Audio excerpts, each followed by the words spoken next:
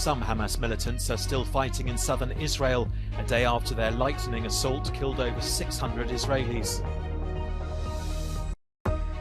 From Gaza to the Golan Heights, fighting flares between Israeli forces and Lebanon's Hezbollah, prompting fears of a broader conflict. In Egypt, a rogue police officer has shot dead 2 Israeli tourists and their Egyptian guide in the port city of Alexandria. Hundreds are feared to be trapped in the rubble of villages wiped out by a series of earthquakes in Herat province in western Afghanistan. Projections show Germany's centre-right opposition parties winning 2 state elections and the far-right AfD party also making gains. Tanks were sent into southern Israel on Sunday, a day after Hamas's lightning assault, which killed over 600 Israelis, and Israeli soldiers are still battling Hamas fighters there.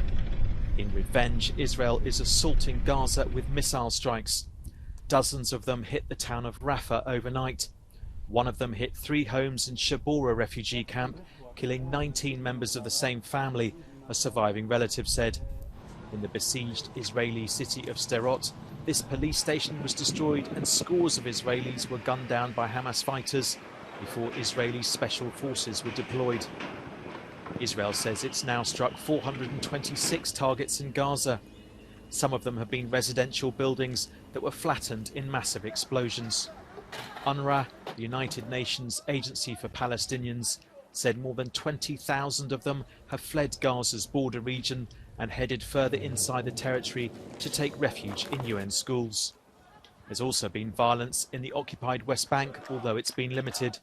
In the city of Ramallah, Amr Abded, a 19-year-old Palestinian, was shot dead in clashes with Israeli troops and buried soon afterwards. So far, at least 300 Palestinians have been killed in the war.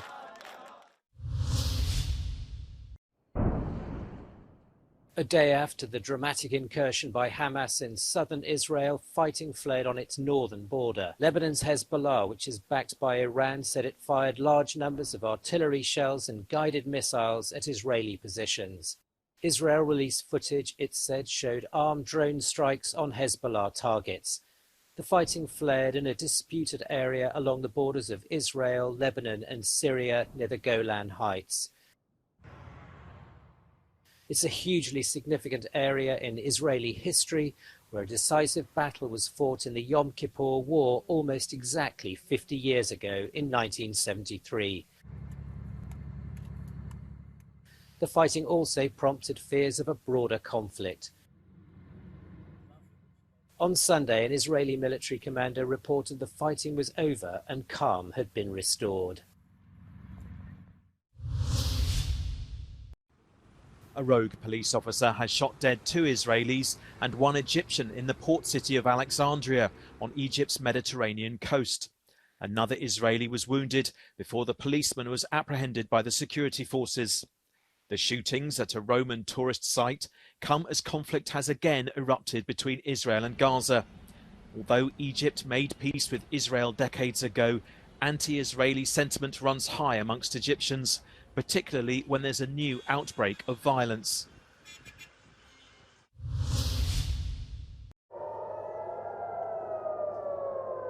Israel's Iron Dome air defense is intercepting Hamas missiles over Tel Aviv on Saturday night, as Western allies expressed unconditional support for Israel. The United States warned any party hostile to Israel from exploiting the situation. Good afternoon. In this moment of tragedy, I want to say to them and to the world and to terrorists everywhere, the United States stands with Israel. We will not ever fail to have their back. Speaking in France, President of the European Commission Ursula von der Leyen was one of many European leaders condemning Hamas. She described its attacks as terrorism in its most despicable form. As an emergency cabinet meeting in Israel was told at least 250 Israelis had been killed and 1,500 wounded, Western governments began efforts to find a diplomatic solution. In the villages of Afghanistan's Zindajan and Gorian districts, there are believed to be hundreds of survivors trapped and desperate to be freed from the rubble. On Saturday, over 2,000 people lost their lives when a series of powerful earthquakes hit the area about 40 kilometers from the city of Herat. It was one of the deadliest earthquakes in 2 decades.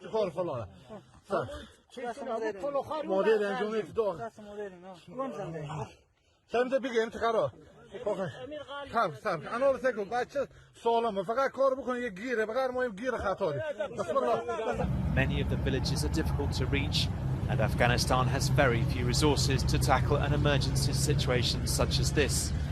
In the 2 affected districts in Herat province, thousands of people have been injured and more than 1,300 houses have been partially or fully destroyed, the authorities say.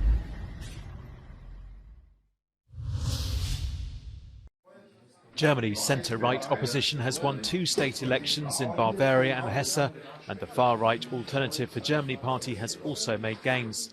It's a blow for Chancellor Olaf Scholz's left-of-centre coalition government halfway through its term. The election campaigns were dominated by discontent with the government in Berlin and by calls for the number of migrants arriving in Germany to be reduced.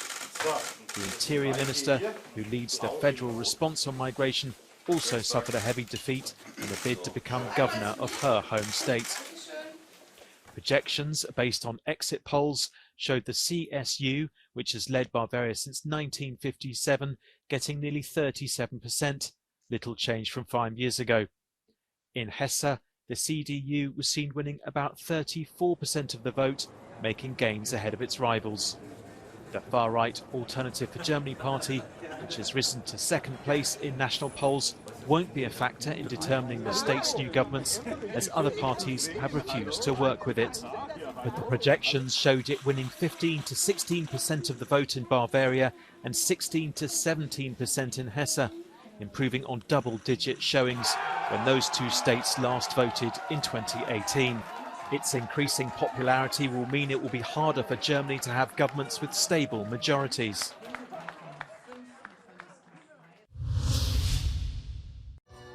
Right-wing officials joined a mass rally in Barcelona on Sunday to protest plans to grant jailed Catalan separatists an amnesty. It's being considered by acting Prime Minister Pedro Sanchez to get their political support for a new left-wing government that would be headed by him. The separatists are serving sentences for sedition after organising an illegal independence referendum in Catalonia. Spain is in political limbo after it held an inconclusive election in July.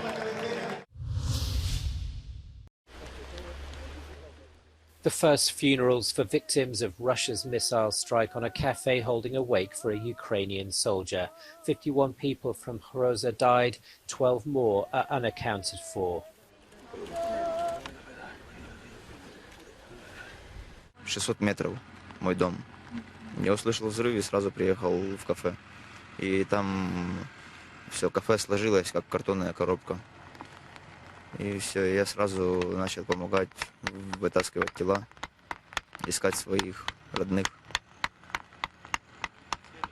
И нашли? Да, папу нашел, а маму и бабушку так и не опознали. On Saturday, the United Nations Human Rights Commission arrived in the village. Commissioners interviewed residents and surveyed the site, gathering eyewitness testimony and evidence.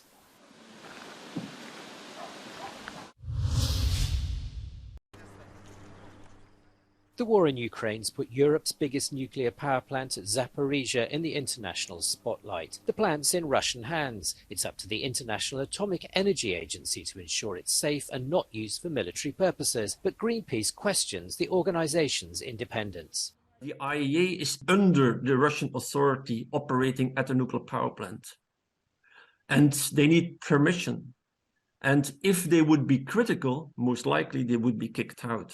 So the question, and that's a bit our conclusion, who is controlling who here? Is it the IAEA controlling the Russian occupation, or is it the Russian occupants controlling the IAEA? The asset of the IAEA being there, they are at the same time observers, and they are people who can convey the findings to the outside world in a real time. They can interview the people, they can talk to the people, they can talk to the management, they can talk to various places. Yes, they have some restrictions in the movements, they cannot be everywhere, but it's 10 times better than some satellite imagery which doesn't see what happens under the roof. At the root of the accusation is a report by McKinsey Intelligence. Its experts can't see what's happening inside, but have gathered evidence Russia's military is using the plant as a shield. What we have seen is evidence of the Russians using the ground to the south of the power plant to launch artillery strikes against Ukrainian positions. What that's basically doing is, because the plant is in that way, they're launching over it, and it prevents the Ukrainians from launching what we call counter-battery fires. The heavy weapons, the artillery systems, we've seen, or we've had reports that these are being based not within the plant itself, but within the areas of habitation to the south of the plant. Despite its strategic importance and the fact it's already been bombed, experts say there's no reason to fear a nuclear disaster. Сама станция и реакторы, они очень хорошо защищены. Вот. Их практически пробить невозможно. Но уж, конечно, если сильно постараться, то возможно все, но в принципе у них исключительно хорошая защита. Я бы так сказал, что наиболее рискованным таким фактором является тот бассейн, в котором хранится отработавшее топливо. Вот этот бассейн, конечно, не защищен. Но в случае, скажем, попадания туда снаряда или даже нескольких, ну да, какое-то заражение будет, но оно будет на очень небольшой территории.